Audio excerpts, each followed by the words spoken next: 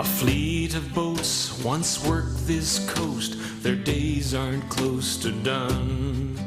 They patrol the woods on the waterline when logging had just begun.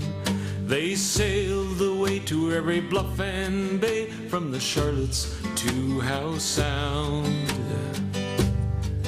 charting 10,000 miles of old-growth coast destined for the booming ground. For 50 years these boats and crews did a job that had to be done, cruising timber claims and fighting fires through the squalls, the fog and sun. They shut 'em down the political way, sold the boats and then downsized. With the stroke of a pen they cut 'em loose, for they sailed against the tide.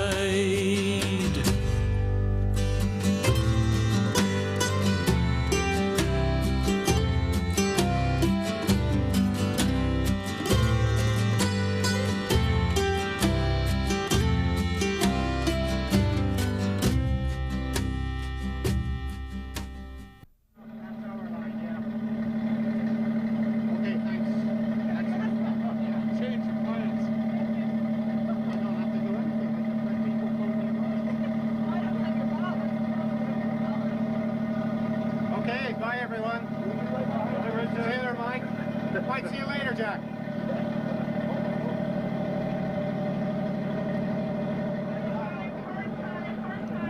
As this reunion draws to a close, the various owners of these 18 boats cast off from the wharf at the Vancouver Maritime Museum to return to their home ports.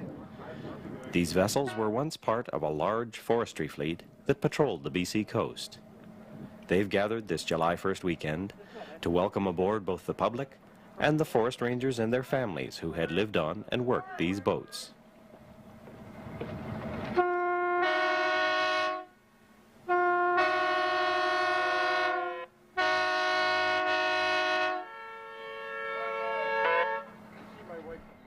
These were working boats, and just as now you get people collecting old farm machinery, you get local museums. Well, you can't put these things in a local museum, and yet they were a part of the history of all the coast.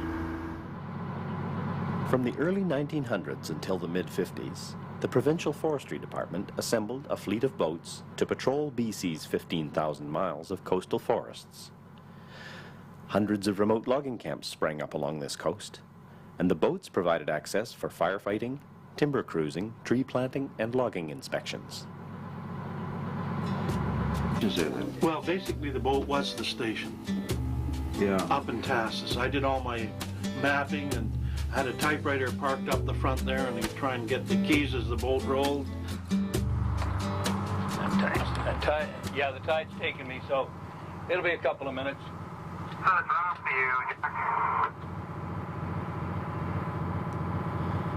The rangers and their boats were key elements in the management of the coastal forest resources, and often were the only link to the outside world for remote coastal communities.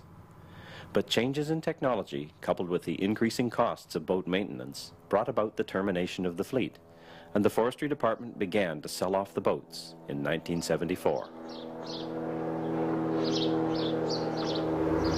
In 40 short years, along came first radio, airplanes, helicopters, and then some humanity in wages and working conditions.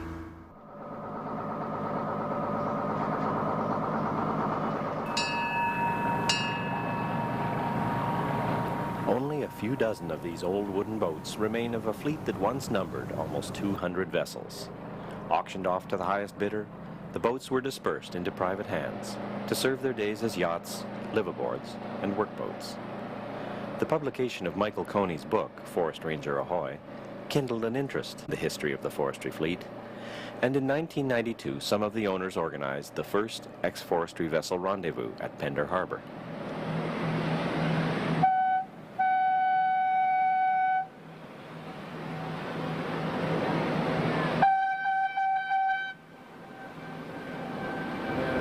We had 14 boats out And we decided we'd form an association, and we would get together once a year, use the 1st of July weekend, and we would see if we could do something about the history of the boats and the guys that used to run them. You could belong to lots of boat clubs.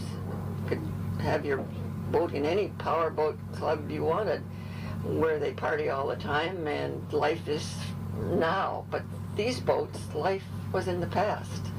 And it's worth listening to them. It's another dimension to boating. It makes it more significant as far as I'm concerned. We're sort of boat janitors. The history belongs, the boats are the artifact.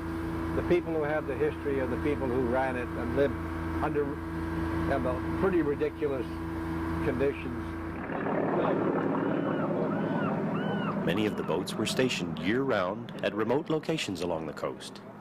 The rangers and their families who lived at these isolated stations had to adapt to a life governed by the capricious nature of the weather and the whim of departmental dictates.